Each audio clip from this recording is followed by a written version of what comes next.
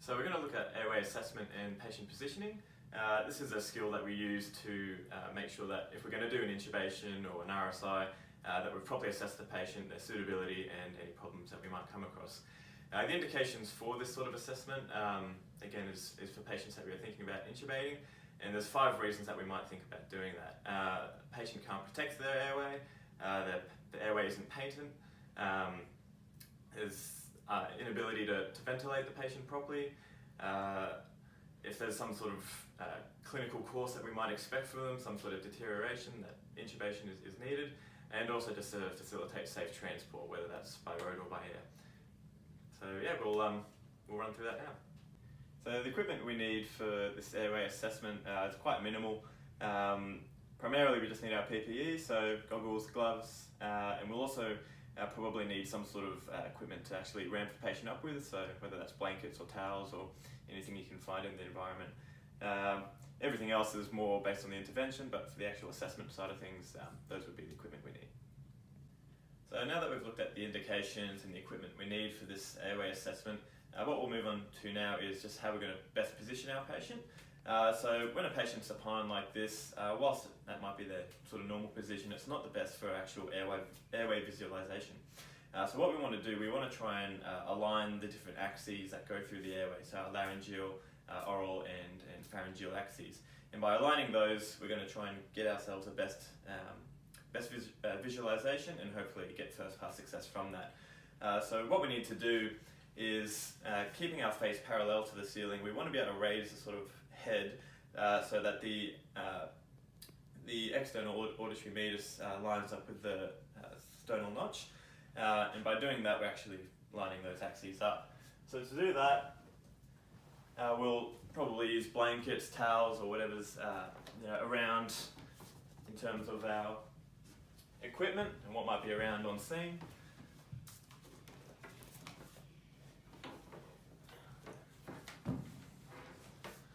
Hopefully we've got a few extra hands. And so by doing that, what we've got here, we've got our face parallel to the ceiling, and we've got that sort of lining up between the sternal notch and the ear. And that'll give us, during laryngoscopy, a really good view. So next what we'll do from here is we'll look at the different factors that we can use to assess the airway and what might become difficult. So now that we've got our patient in the ideal position, now we just have to do our actual assessments to work out our most appropriate intervention. And now we've got 4 different acronyms that we'll run through now. So the first intervention that you might be thinking about using is just your standard BVM, and the acronym we use for that is BONES. So B stands for beard and other facial hair, so that really impacts on the integrity of the seal.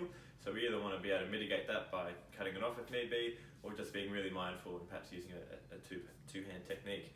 O stands for obstruction and obesity. So obstruction, whether that's a foreign body, fluids, vomit, blood, those sorts of things, we need to mitigate those risks. And obesity as well will just impact on chest expansion. It might mean there's a lot of extra tissue that might make the seal difficult, so we just got to be mindful of that. N stands for the neck stiffness. So again, that ties into the flexibility of their neck, how much we can actually manipulate these axes to make it most viable.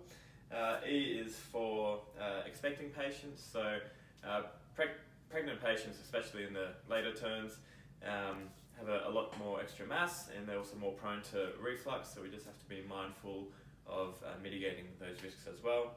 And S will stand for stridor and other sort of stiffness in the lungs, so the internal dynamics that we have to think about. So other medications that we might need for, with a T-piece or things like that, just so that the actual air can move in and out of the lungs effectively. So another intervention that we might think about using is just our standard laryngeal mask airway, or this is an I-gel. And the acronym we use to assess the suitability for that is RODS. So R stands for restricted mouth opening.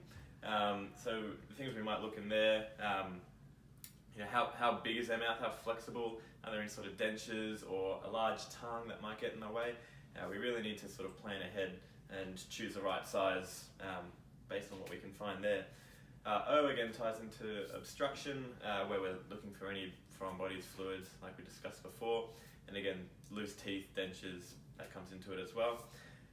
D in the rods stands for distorted neck anatomy. So that might be resultant from trauma or some congenital defect or some sort of anatomical variance. We just got to make sure that where we can, we just identify the risks and mitigate them. And S again is to do with stiffness around the neck, stiffness in the lungs. So ideally we'd have a nice flexible position where the IG will pass in smoothly, and that when we ventilate we can pass the air in properly. So yeah, that's rods. So one of the other interventions that we might think about using is an ET tube for intubation, and the rule that we follow for this is our lemon. So L in this case stands for our visual assessment for looking. So we're looking at a few different things here. Again, we've covered the beard, looking for fluids, obstructions, things like that, dentures, anything that's physically visible, bleeding, that we might need to mitigate in order to make the intubation more successful. E is to evaluate a 3-3-2 rule.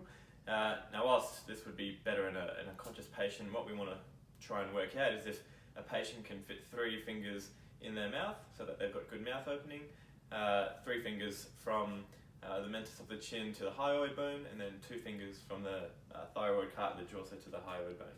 And that's using the patient's fingers, and those are all just indicators that there's enough space to go around for the intubation. M is the Mallampati score.